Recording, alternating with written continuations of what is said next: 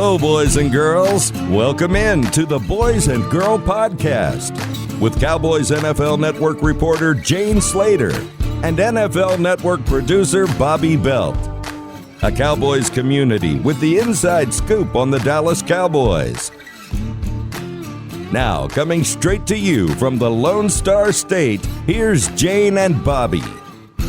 All right, well, just when we thought that the offseason of this pandemic was going to slow down Cowboys news or everything that we could talk to the fans about, I feel like we need to do a podcast more than once a week, Bobby, because the Cowboys have remained active.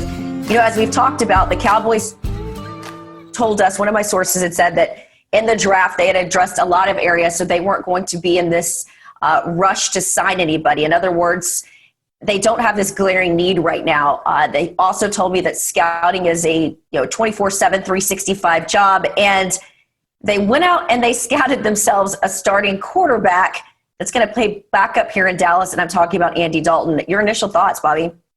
I like it. I think it's always good to have a strong backup. I remember I was talking to James Washington, the old Cowboys safety years ago, and he was on the early 90s teams, and he talked about that at the end of 1990 when Troy Aikman got hurt, that the Cowboys had decided internally that they were never going to let that happen again, that they were never going to be caught with a poor backup behind them. And so through that, they had Steve Berline, and that was crucial for them in 1991 when he won a playoff game for them as the backup. And then Bernie Kosar and Rodney Peete and Wade Wilson, they always were stacking up good veteran backup quarterbacks. And so it was something they did for a long time, and then they kind of moved away from it.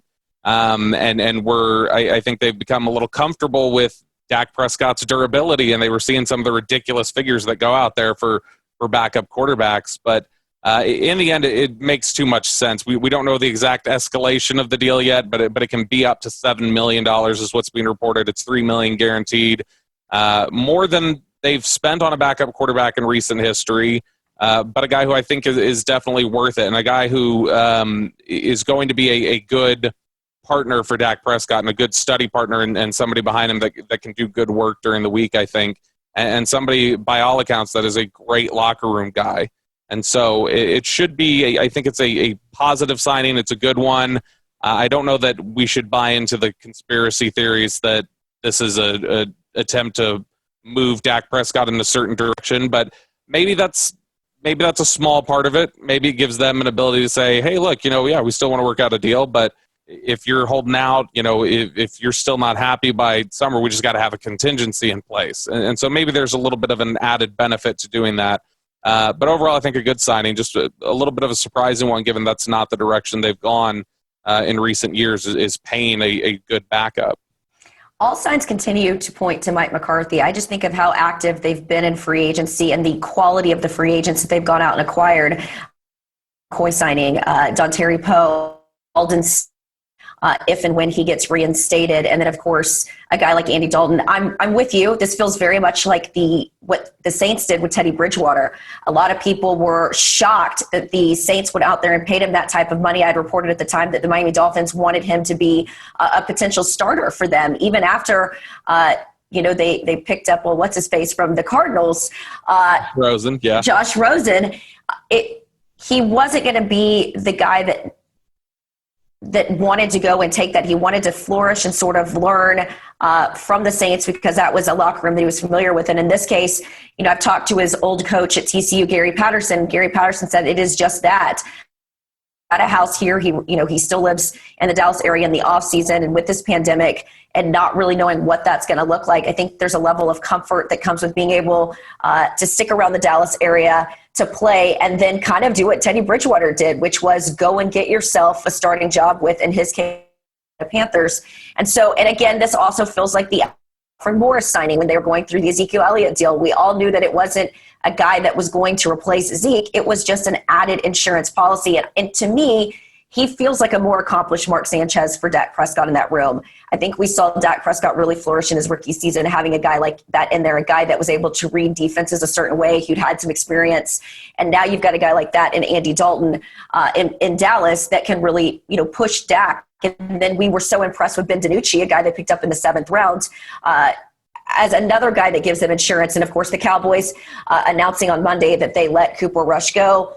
I liked Cooper, but you and I saw it at training camp the last 2 years. This was not a guy that you wanted to step in the event you have a situation like, again, the Saints had Drew Brees going out, needing somebody that's going to step in and help sustain them until your starter comes back and then help you make a playoff push.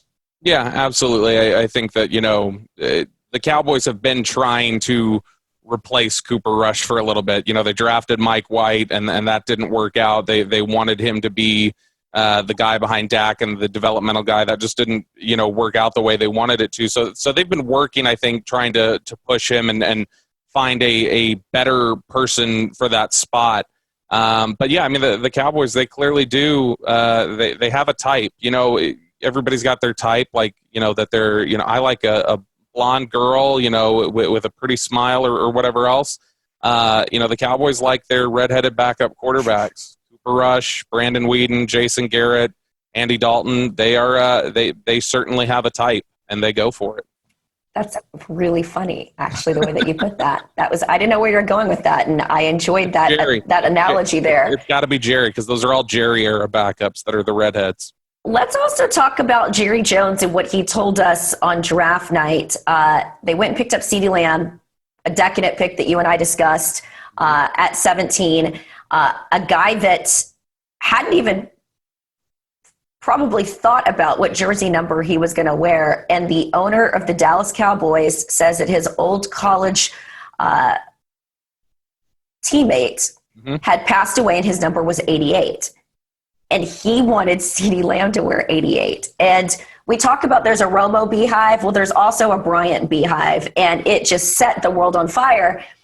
And while I thought he was being a little tongue-in-cheek, I don't think that I expected that he would necessarily go through with it in the sense that CeeDee Lamb picked 88. So now he joins the 88 club. And we're going to have Drew Pearson on here in a little bit just to talk about what that 88 club means and his thoughts on CeeDee Lamb now acquiring that jersey. I will say this about Dez. Dez, of course, tweeting out his support of CeeDee Lamb. And a lot of people have asked me, so what does this mean for Dez? My honest answer is I don't know. Here's what I do know. Dez has been reaching out to teams himself. He already admitted that when he reached out to Stephen Jones.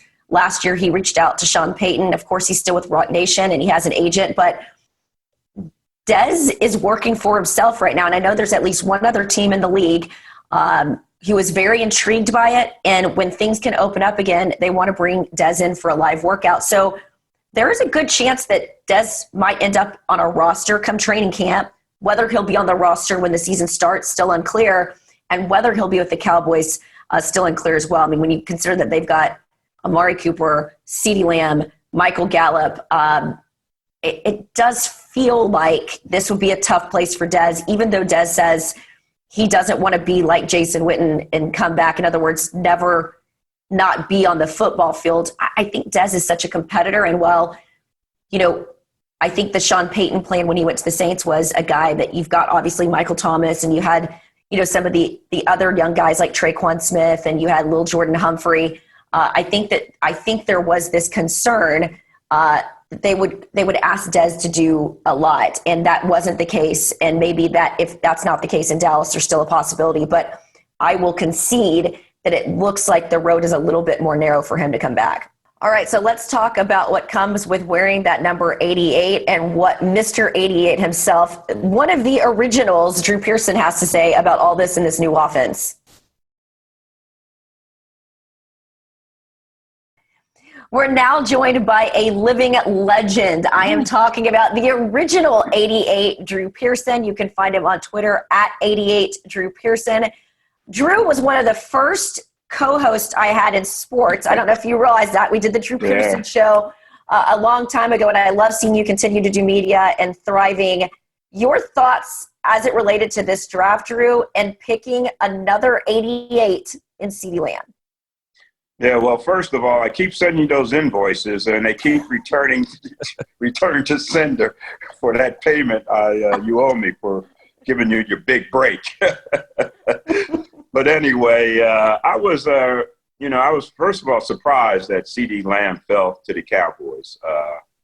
And I'm thinking, man, I think the reason is because Henry Ruggs went to, Denver? No, the Raiders. And I think everybody expected Judy or CD to go ahead of Ruggs. But once he went ahead, it started changing the order a little bit in people's thinking following that draft pick. So he ended up falling to the Cowboys. And right away, what I did was pull up his highlights, okay?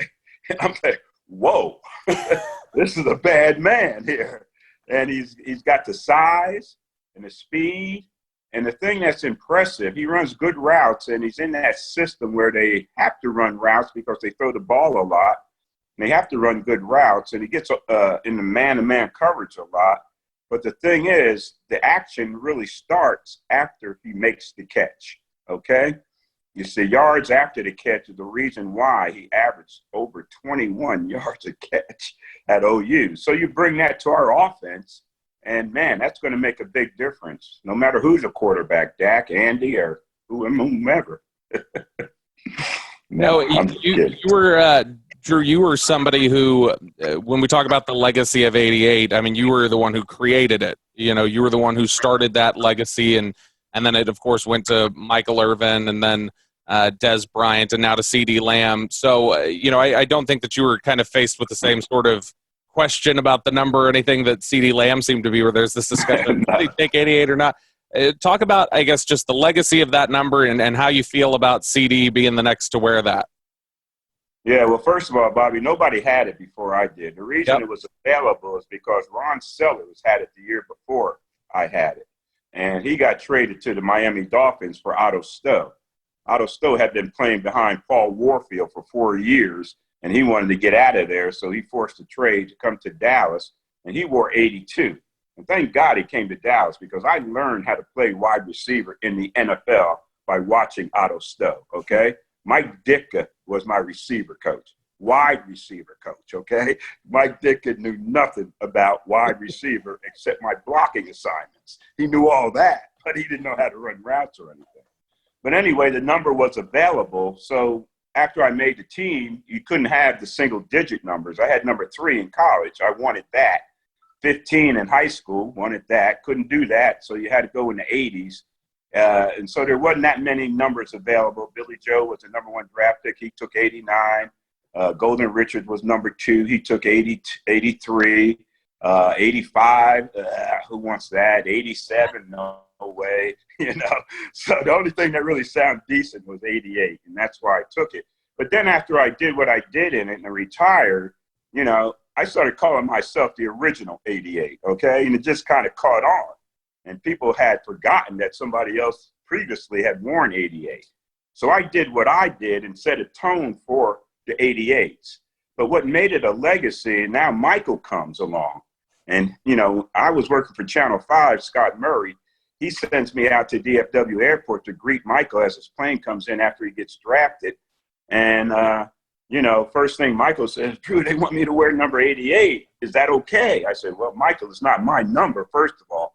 Second of all, if you do wear it, don't do what I did in it. Do more than I did. And, man, he did a lot more than I did, okay?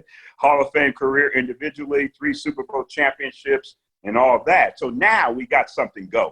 Now we got a legacy. If Michael doesn't do anything in the number 88, then it is no legacy. So now we got something going, and Dez comes along, and me and Michael got together with Dez.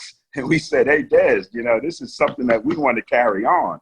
And you were designated and anointed to do this because of your abilities and what you bring to the table and your similarities to us at that position.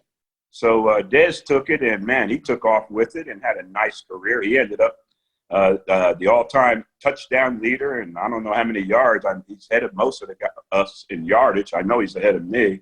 So he took the number and did something with it, and now it's looked upon as a prestigious number in Cowboy number history, number lore. So now CD comes, and I didn't think, well, CD, he's a different kind of receiver. I'm thinking maybe more Bob Hayes. Bob Hayes finished his career 20 yards a catch his whole career, okay? CD, 21 yards a catch, game breakers, going deep, big plays and stuff like that. I'm thinking maybe we're Jerry's going to start another legacy going with the number 22. You know, Bob Hayes, Emmitt Smith, C.D. Lamb. But no, he had other reasons to anoint C.D. with the double eights. And, you know, from what I hear, he couldn't have gone wrong with passing it on to C.D. Lamb. What do you think about this new regime, Mike McCarthy? Because I know you've been following this team as closely as I have, even more so because you're so invested in it. Are you seeing things a little differently with this new regime and Mike at the helm as it relates to some of the decisions that the Cowboys have made this offseason? Yeah, I guess you can put some of the reasons why they had such a good draft. You know, now you got a different voice in a room, different guy in the room looking for different things. I understand once he got the job, he and Will McClay got real close, and they worked together. Will McClay found out what kind of players Mike McCarthy's looking for to run his offense and run his football team. And Will McClay, you know, has done a tremendous job, went out and got those players and found those kind of players.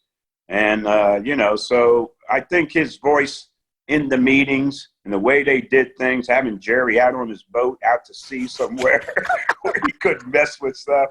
And I'm wondering, nobody said it was Will McClay on that boat. I don't think so. He was probably back at the headquarters feeding information, right? So Jerry couldn't get to him like he normally could get to him, you know, pull him aside and all that kind of stuff. So Will probably had the final say along with Mike McCarthy in a lot of the picks that the Cowboys made throughout this draft, for sure. Jerry's going to come for you for saying that, Drew. You know that. I know. Just take me on the boat, Jerry. Just get me out there to sea and then do something. Now, Drew, we talk about the 88 legacy.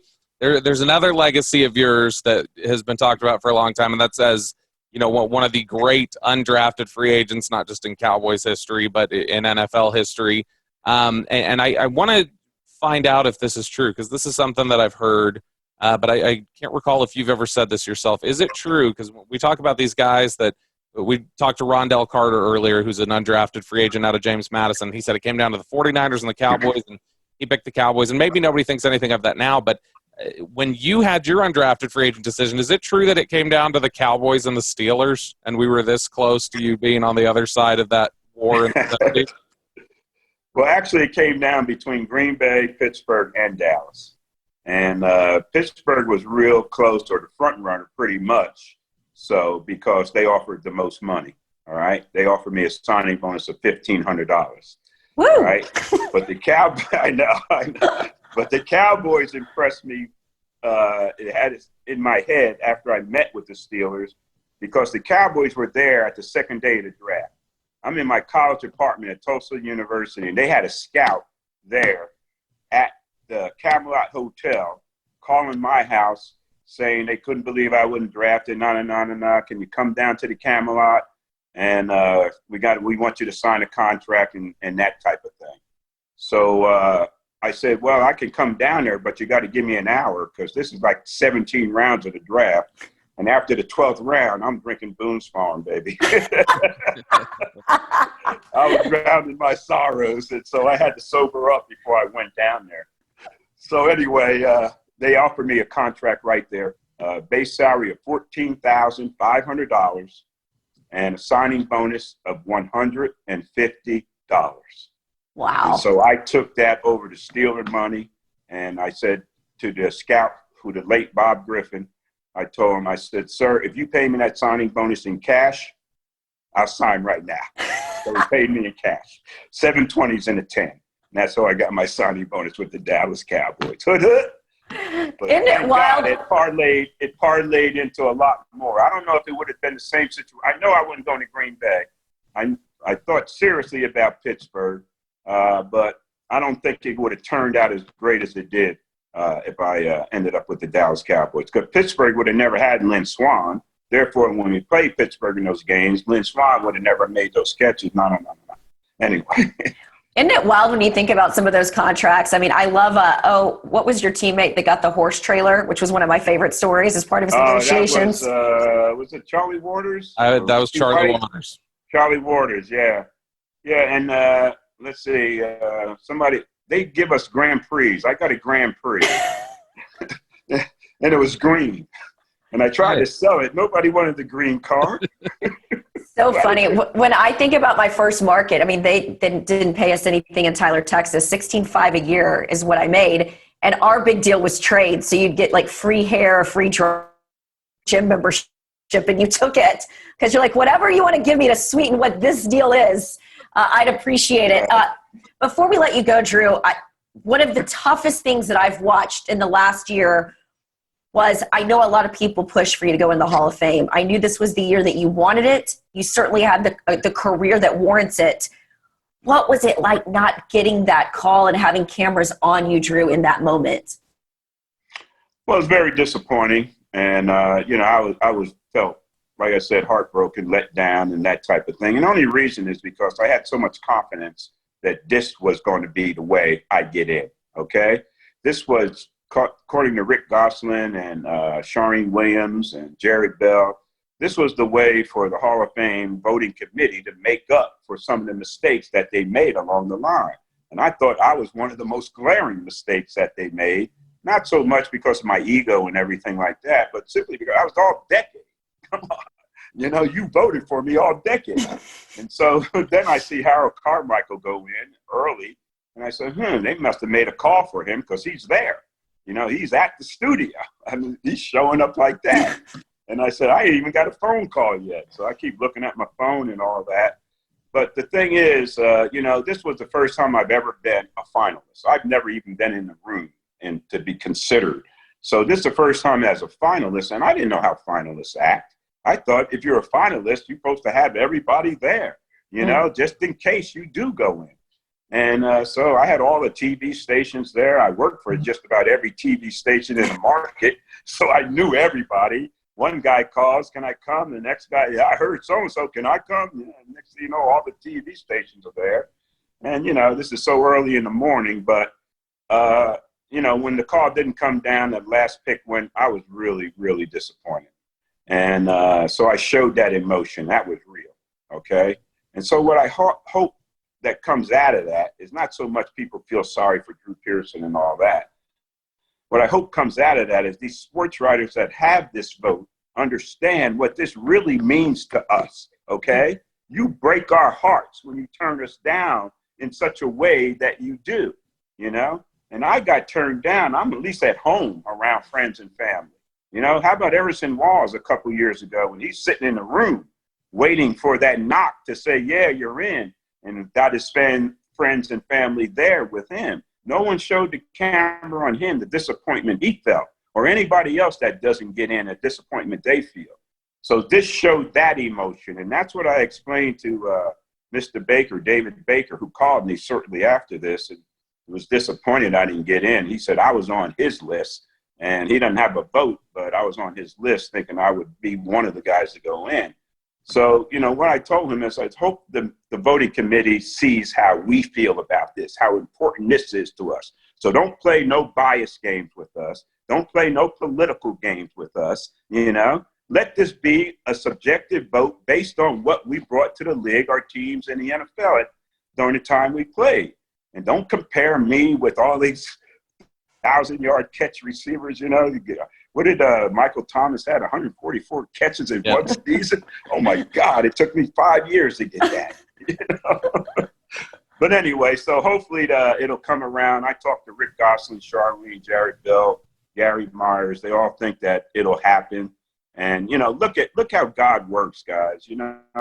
Look at this situation now. We don't even know if there's going to be a ceremony this year at this point. Baseball canceled their Hall of Fame ceremony. We don't know what the season's going to be like or anything. So I've been texting Cliff and finding out if he's heard anything. He hasn't heard anything about anything solid about what they're going to do moving forward. So God put me in a position where sometimes the storms that come in your life don't come to disrupt your life. Sometimes they clear a path. And this path was going to be a little different for me to get to the NFL Hall of Fame. So that's how I look at it.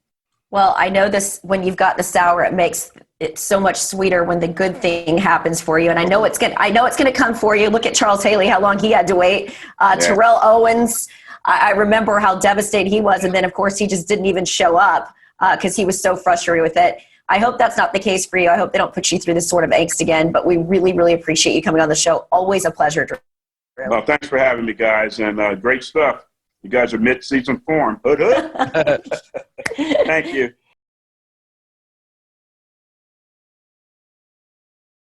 Joining us now is former James Madison defensive end and new Cowboys defensive end, Rondell Carter. You can follow him on Twitter at RC5 with 4 underscores. Don't do 1 underscore, 2 underscores. You're going to get different people.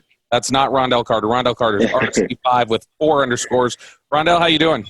I'm doing great, man. Thanks for asking. How you guys doing? Doing good. Excited to have you here. So is there any consideration now, because I assume you're not going to be 5 at the next level. They don't really allow that for defensive ends. Is there any consideration for a Twitter handle change now? Yeah, it's probably going to change. I'm probably going to keep the RC part, but I'm going to just switch the number whenever I get my number. You know what I mean? So the second I get it, y'all will know, because it won't be RC5 anymore. It'll be RC, whatever the Cowboys gave me. So we'll see. What was your conversations with the Cowboys like leading up to the draft? Did you have any? Yeah, so initially they were my first team that I talked to when once the season had ended. So we went to Frisco for the national championship in Texas. We went to the national championship, and I got a text. The day at the day, like soon as the our national championship ended, I got a text, and it was from the player personnel director, if I'm not mistaken, and I believe her name was Stephanie, and I got the text from her, and they basically would set up a meeting because I had the NFLPA game in Los Angeles. And so they were my first conversation. They were the first team that I talked to, first team that I finally was like, I showed my dad, and I was like, Dad, look, the NFL team texted me or whatever. So, and then, moving forward, I talked to them when I got in LA. That's how I got my Dallas Cowboys hat when the day came. And then I talked a few times, like, throughout the whole draft process. And then I finally talked to him, like, round 4-ish, round 5-ish. I talked to Coach Thompson, the D-line coach. So, those conversations is pretty cool, especially when I'm being the first team I actually try to talk to. Did you know did you have it in your head that, okay, if I go undrafted, Dallas is where I want to go? Or did you have a few teams that you were considering and Dallas ultimately won out? Yeah, well, it was a lot. It was definitely a lot of – it was like 25 teams, honestly, and it came down to San Francisco and Dallas. That's what it honestly came down to. But, as my agent looked it over, we just felt like Dallas was the best chance for me to make a roster spot. And then not to mention, obviously, that I was in Texas training for 2 months, so I got comfortable with Texas and I got familiar with the area. And then it was a lot of subliminals out there on why I should be with Dallas. In Frisco at the national championship, they gave us cowboy hats like that, like the actual cowboy hats. My dad was wearing it the day before the draft all day. I don't know why. He just decided to wear a cowboy hat. And then, the balloons that my family got me for my gathering, they were shaped like stars. And then my family, we just redid our living room, and now our living room is navy blue and white. So I don't know. It was a lot of subliminal messages out there that, hey, Dallas might be the way. Just like Neville Gallimore. Neville told us that he went to the car wash and a woman asked him here in the Dallas area, are you a Dallas Cowboy? And he wasn't at the time, but he said he was going to go back and find her because he doesn't want her to think that he lied to her. But he also trained here. I got to ask you, so a guy like Neville Gallimore, but let's talk about the guys they already have on the line. DeMarcus Lawrence, the possibility of Aldon Smith and Randy Gregory coming back. When you look at that defensive line, and you look at playing with a guy or having a coach like Jim Tomsula, what does that mean to you? It means a lot, you know what I mean? Because it's one thing making it to the NFL, but, you have to maintain yourself. You have to stay there, you know what I mean? And when you have good people that you can learn from, it always gives you an opportunity to extend your career, So learning from other guys that were proven vets, you know what I mean? Like Tank Lawrence and Aldon Smith and Randy Gregory. These guys know how to play the game. And then you got Coach Thompson, who knows how to teach it, So when you get a guy like that coaching you, like you have to be nothing more than excited because it's just like you're going to go and learn something. You're going to be able to develop as a football player. You know what I mean? When you can do that, it just makes your career go that much longer. And I just can't wait to come in and learn under those players and those coaches. We've heard from the Cowboys that they're likely to maintain their 4-3 front, but that they're going to be multiple. That's one of the new buzzwords this offseason. Multiple. They want to have some 3-4 looks and things like that.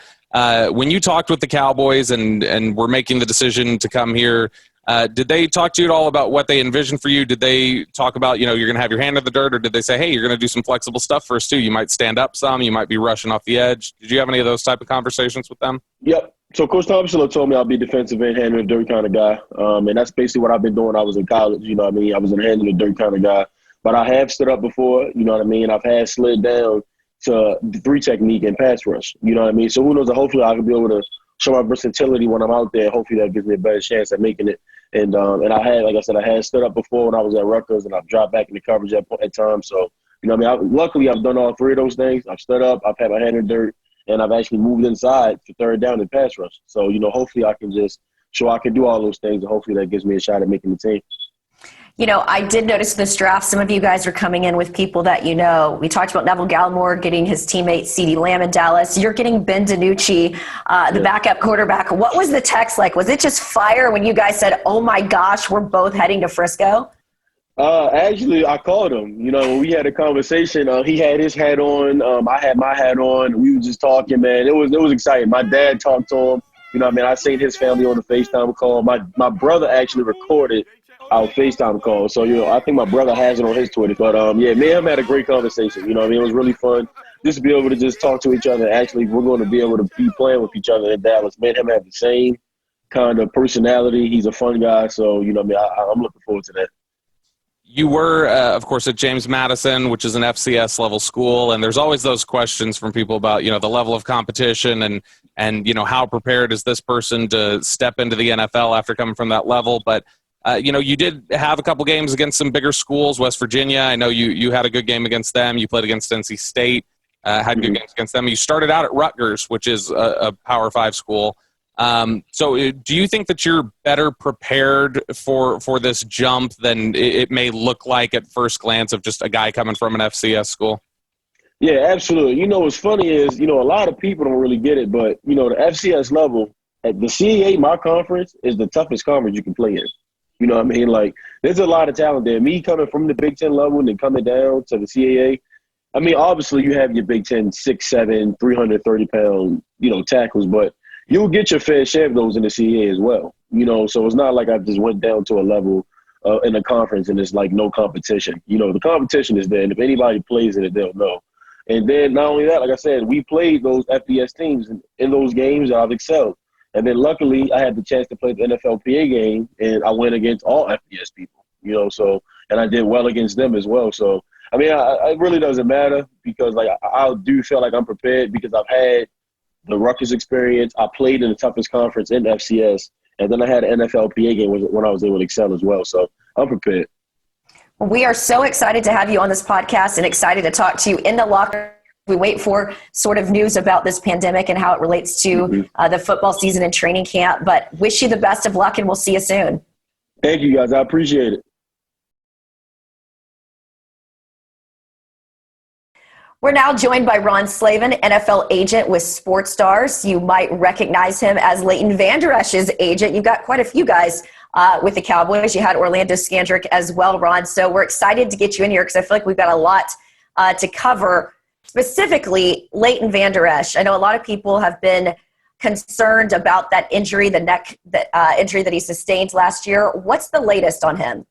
Leighton's great. I actually just got the phone with him. He's flying back to Dallas now because people that had surgery in the offseason can be at the facility and get treatment and do the things they need to do to get ready for the season. So he was doing great. Diet plan was great, getting stronger, all those things. And then when the whole quarantine and they shut everything down, he went back to Idaho for a little bit, but now he's coming back to Dallas actually today. So he can get back with the training staff and get back to doing what he does here. And look, we know he's an avid hunter. He grew up, his father is one of those outfitters that takes you off to go find the big bears. I saw he and his lovely wife, Maddie, have been out doing that. So I would imagine if you're able to hold a gun, that neck and that whole region up top is probably okay, right? He says he feels better now than he's felt in his life. And I think it was always, he had some tightness in there that now that it's been fixed, he's looser and range of motion, all those things are better. I mean, he played last year, that season, trying to tackle with one arm. I know there's a lot of talk about the missed tackles, but he had a stinger early on. And then once he got landed on in that Philly game, which is just a 1 in a million deal where two people fall on you the way that they fell on him. It's just a set of circumstances that was unfortunate, but now he gets it fixed. Now he's coming into the season ready to go. And I think you're going to get an even better Leighton Vander Esch in 2020. Ron, in terms of, we talk about Leighton Vander Esch, and he's obviously a Boise guy, and Jane referenced you've had a few Boise guys come through. I feel like you were you were probably the agent ahead of that, the Boise explosion in the NFL. I know you've repped a lot of guys there.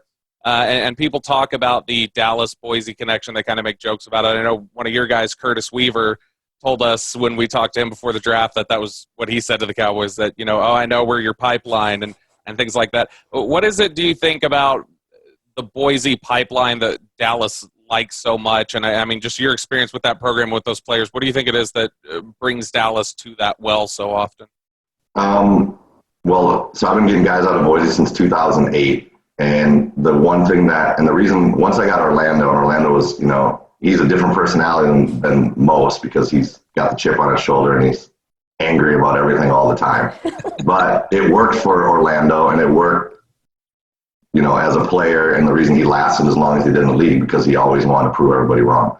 And I think that's the mentality of all the Boise guys, is that I talk about this all the time, but the 2008, 9, 10, 11, 12 years at Boise, they go to Virginia Tech and beat them in the opener. They go to Georgia and Atlanta and beat them in the opener. This year they beat Florida State in the opener. So they go to these big Power 5 conference teams, always to open the season to prove a point. They win. And then the rest of the year you're trying to just keep credibility and keep your ranking up because you're playing in the Mountain West. So these players are always like, we beat these guys. We're better than these guys. But they never get the respect they get. And they feel like that when they come to the NFL too. For all the talent that they've had, very few of them have gone in the first round. With Leighton going in the first round, they hadn't had somebody since Shane McClellan and Doug Martin, but they had all these really good players coming out that were going in the 2nd to 7th round. And Leighton's scenario just worked out perfect, because he was the Brian Urlacher 2.0. Jane, you and I talked about it leading up to the draft, that because Marinelli was there and Will McClay and Ben Bloom all had their eyes on Leighton that whole lead up to the draft, and Leighton did everything he needed to do, went to the combine and dominated. His pro day was great. Personal meetings and visits were great.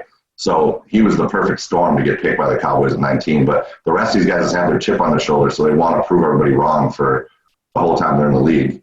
And I have Charles Leno, who was a 7th round pick, and he's been a starting left tackle in Chicago for 6 years now, and got a $40 million contract. Every year, though, Charles is always saying, I have to get better. I have to prove to people that I belong. So it doesn't matter, even after they get paid, they always have that chip on their shoulder, because they're always told they're not good enough, or, oh, you aren't the Pac-12, or you aren't, SEC. When in reality is, if you put Boise in the Pac-12, I think they'd win a lot more games than they'd lose. Well, and you look at Leighton and a guy who was a walk-on at Boise and had to fight to even make that team and get the scholarship and everything.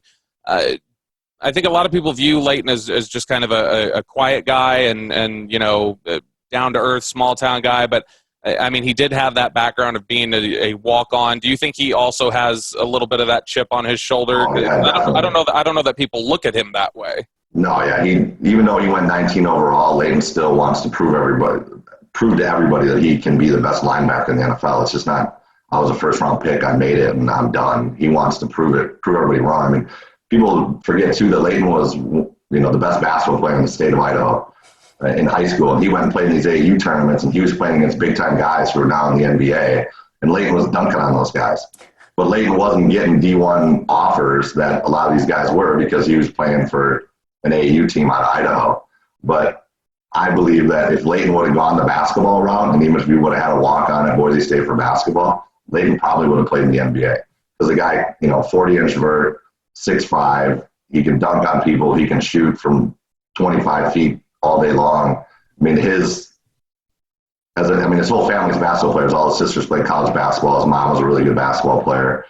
So the basketball background, too, is another reason why he's so good at football, because of the lateral movement stuff and lateral quickness. But I think no matter what Leighton would have done, he would have excelled at it. And probably, I know people are like, oh, Ron's just his agent. He's always just going to pump up his guys. But I think Jane can attest to this. I don't really BS much. I tell people what I'm really, what the truth is. And I think that if Leighton would have played basketball, he would have been in the NBA. If Leighton would have been an athlete, he would have been a Navy SEAL and probably killed Osama bin Laden. So, that's the kind of stuff that Leighton could have done. This is why Ron is so good as an agent. my agent's pretty awesome with William Morris, but I want him to speak this highly of me when people inquire. I do want to ask you, obviously he hasn't had a lot of time with Mike Nolan in this new defense, but Mike McCarthy's saying it's going to be a 4-3 defense with 3-4 principles. How do you see Leighton fitting into this scheme now?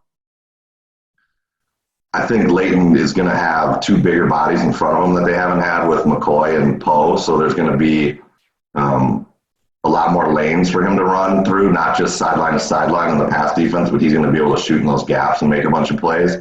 I think the game that would stick out to me the most, that would kind of the way that they played that game, was the Saints game 2 years ago, the Thursday night game, 13-10, I think the final was where Leighton was shooting the gaps, and he had a couple stops in 4th and 1 on Kamara and Ingram, and then also making plays sideline to sideline, sniffing out some of those screening passes to Kamara.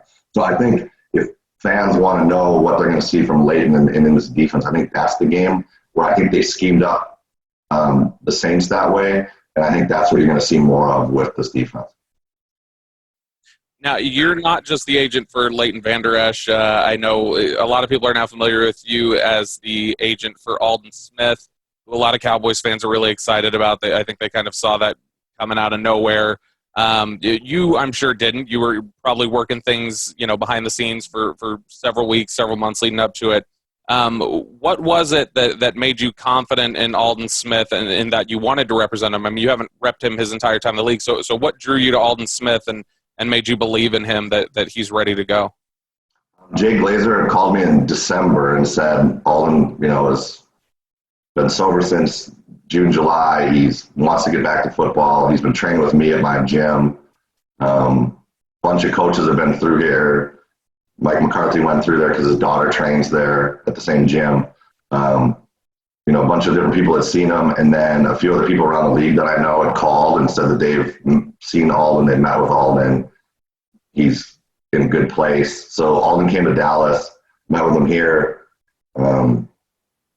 decided that we were going to work together, and then when I went to the Combine, had a letter that was showing that the reinstatement was going to happen, or that we were working on the reinstatement. So then a bunch of teams started calling me. Aldon wanted to go somewhere where he was comfortable. So Vic Fangio's in Denver. Pete Carroll and John Schneider had done a really nice job leading up to the draft when Aldon came out. They didn't think Aldon was going to go 7 overall. They were going to try to maybe move up and grab Aldon. And then the 49ers took him earlier than people even expected. And then Dallas, because McCarthy and Aldon had hit it off pretty well when they had met. And then Jim Tomsula was his coach in San Francisco, so he had a relationship there. And then Jay and the Jones family is pretty tight. So there's just a lot of different pieces that fit. I didn't want to make the decision for Aldon just because I live in Dallas. I didn't want, him saying, Ron's just pushing the Cowboys, because Ron has a bunch of guys in the Cowboys now. I wanted Aldon to make the decision for himself. So as the season went on, no matter what happened, everything doesn't work out all the time, right? I mean, there's a reason guys only last in this league for 3.5 years. So I wanted to make sure that he felt comfortable with it. And then once we went through the whole process and talked to the teams, he called me and was like, it was March 30th, I think. And he's like, I know that Dallas is the place I want to be. So we worked out the contract, and then I know Jay put it out on a show on April 1st, and people were like, is this April Fool's? Aldon Smith's really going to be a Cowboy, but it was real. And Aldon's here in Dallas. He flew in on Friday, and he's working out and just staying ready for hopefully a reinstatement that happens sooner than later. Why should fans and the Cowboys feel comfortable with Aldon coming back?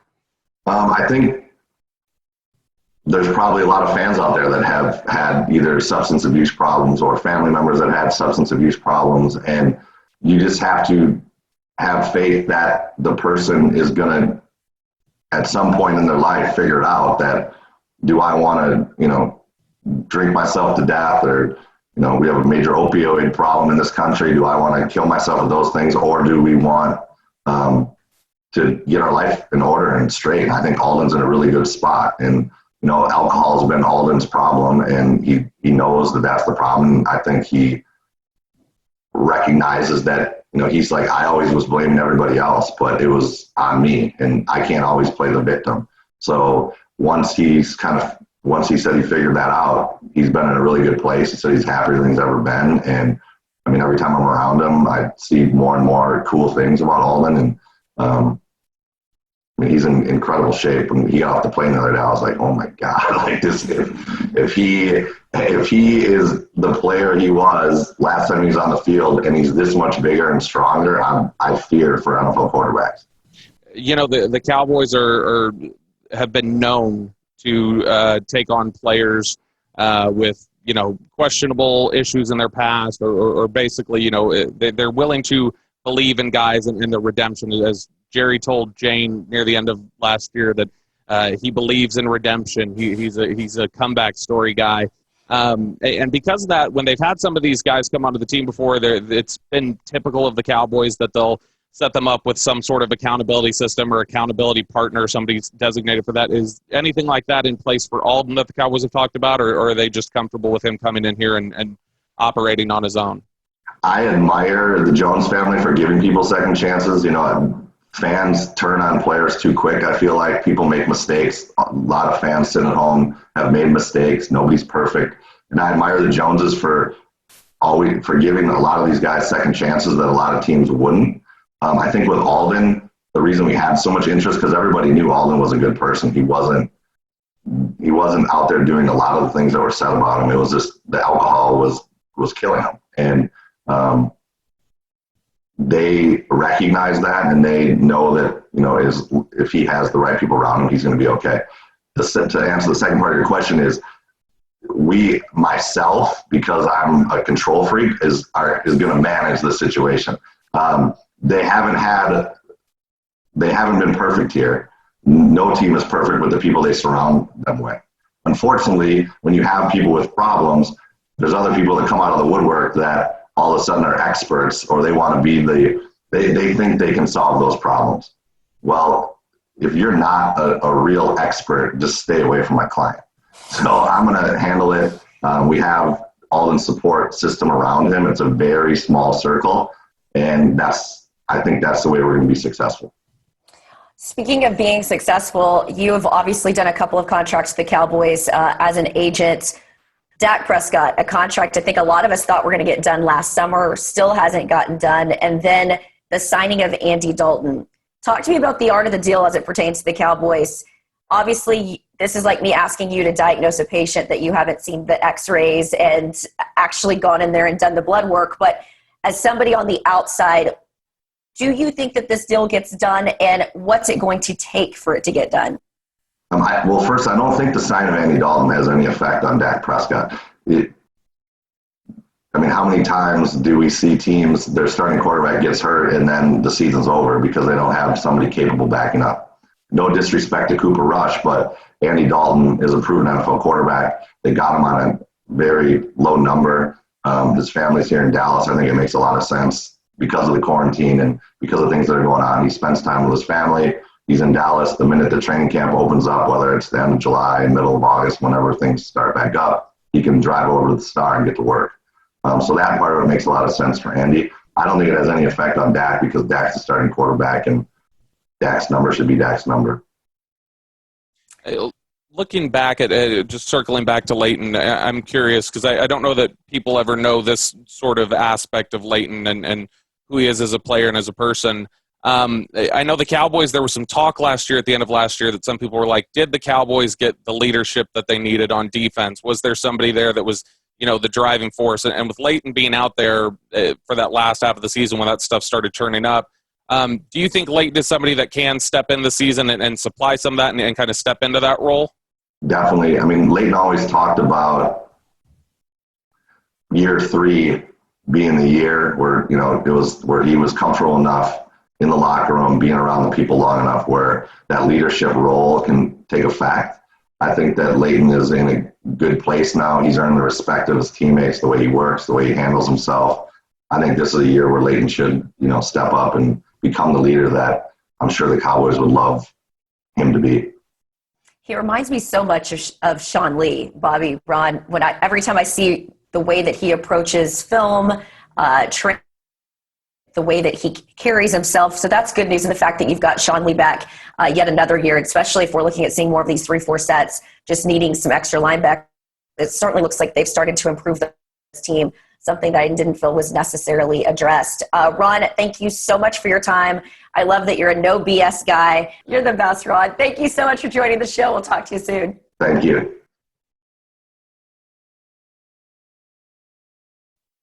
All right, well, what an informative show. I've really enjoyed this offseason, getting to know not only some of these prospects leading up to the draft, but now the guys that are on this Cowboys roster. Been really impressed with them so far, and just love some of those nuggets from Drew Pearson and Ron Slavin. So again, those of you that are continuing to follow us here on our podcast on The Herd, don't forget we're now up on YouTube. Yep, you can follow us there, and you can see all these video interactions we have and some of the fun extra aspects that come with that in these conversations. And like Jane said, we've had some really great conversations. This is a good batch of rookies, I feel like. I think I think Dallas lucked out this year in terms of from the media perspective that I think we got a lot of good guys this year. We like to call them good ambassadors. I think these guys are going to be good ambassadors of the Cowboys and of the league, and let's hope that we don't have hot takes exposed and we're revisiting this at the end. But again, to our fans that continue to tune in, thank you so much. We'll see you on the next one.